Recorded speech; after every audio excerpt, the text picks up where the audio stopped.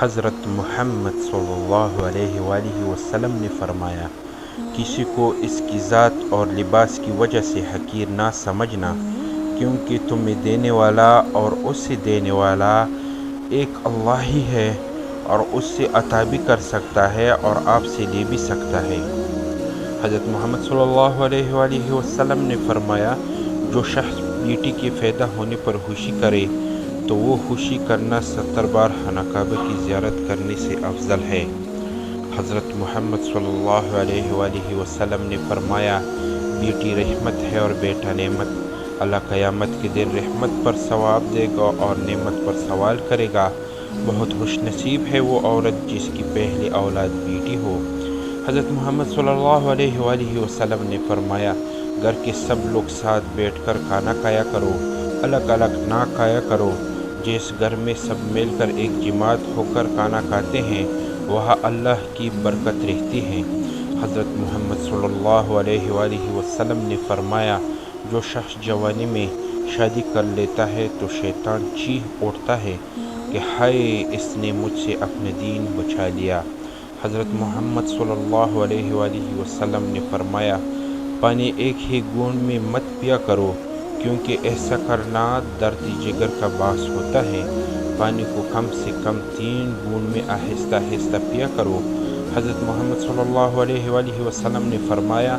اگر کوئی شخص پانی پینے سے پہلے بسم اللہ کہے اور پانی پینے کے بعد الحمدللہ کہے تو جب تک وہ پانی اس کے پیٹ میں رہے گا اللہ کی تسبیح پڑھے گا، اس کا ثواب پینے والے کے لیے لکھا جائے گا۔ حضرت محمد صلی اللہ علیہ وآلہ وسلم نے فرمایا، کوئی آنسو اللہ کو اتنا محبوب نہیں جتنا وہ آنسو جو اندھیری رات میں خوف خدا میں کسی کی آنکھ سے نکلا ہو اور خدا کے علاوہ اس سے اور کوئی نہ دیکھ رہا ہو۔ حضرت محمد صلی اللہ علیہ وآلہ وسلم نے فرمایا، شادی شدہ عورت پر تمام لوگوں میں سب سے زیادہ حق اس کے شوہر کا ہے اور مرد پر سب سے زیادہ حق اس کی ماں کا ہے۔ حضرت محمد صلی اللہ علیہ وآلہ وسلم نے فرمایا، جو شخص اپنی بیوی بچوں کے لیے بازار سے تحفہ لے کر جاتا ہے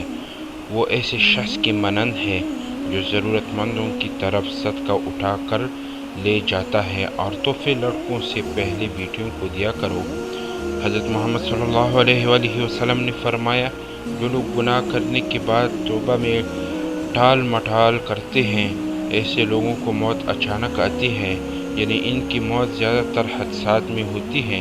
اس کے لیے توبہ کرنے میں کبھی دیر مت کیا کرو۔ حضرت محمد صلی اللہ علیہ وآلہ وسلم نے فرمایا، لوگوں پر ایک زمانہ آئے گا کہ ان کا مقصد ان کا پیٹ ہوگا اور دولت ان کی عزت ہوگی اور عورت ان کا قبلہ ہوگا اور روپیہ ان کا دین ہوگا، اور بدترین لوگ ہوں گے اور آخرت میں ان کا حصہ نہیں ہوگا۔ حضرت محمد صلی اللہ علیہ وآلہ وسلم نے فرمایا، اس گھر میں برکت اور خوشیاں کبھی نہیں آ سکتی جس گھر کی عورتوں کی بلند آوازیں گھر سے باہر جاتی ہو۔ حضرت محمد صلی اللہ علیہ وآلہ وسلم نے فرمایا، خدا کی لعنت ہو اس شخص پر جو ماں اور اولاد میں جدائی ڈالتا ہے اور بہن بھائیوں میں تفرقہ پیدا کرتا ہے۔ حضرت محمد صلی اللہ علیہ وآلہ وسلم نے فرمایا، ماں کا حق ادا کرتے رہو، قسم ہے اللہ کی اگر تم اپنا گوشت کاٹ کر اسے دے ڈالو جب بھی اس کا چوتھائی حق ادا نہ ہوگا۔ حضرت محمد صلی اللہ علیہ وآلہ وسلم نے فرمایا،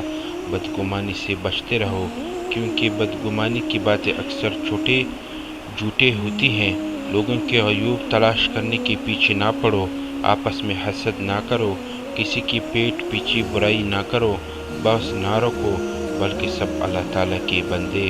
آپس میں بھائی بھائی بن کر رہو۔ حضرت محمد صلی اللہ علیہ وآلہ وسلم نے فرمایا، میری امت میں ایسے لوگ بھی ہوں گے جنہوں نے مجھے ظاہری طور پر نہیں دیکھا ہوگا مگر میرا دیدار نہیں اپنے مال اور اہل عیال سے بڑھ کر محبوب ہوگا۔ حضرت محمد صلی اللہ علیہ وآلہ وسلم نے فرمایا، وہ شخص جو تنہائی میں اللہ تعالیٰ کا ذکر کرتے ہوئے اللہ کے خوف سے رو پڑتا ہے، اللہ تعالیٰ اس سے قیامت کے دن اپنے عرش کا سایہ عطا کریں گے۔ حضرت محمد صلی اللہ علیہ وآلہ وسلم نے فرمایا، میرے امت کے تمام لوگوں کے گناہ اللہ تعالیٰ بخش دیں گے، سوائے ان لوگوں کے جو گناہ کر کے لوگوں کو فخر سے بتائیں گے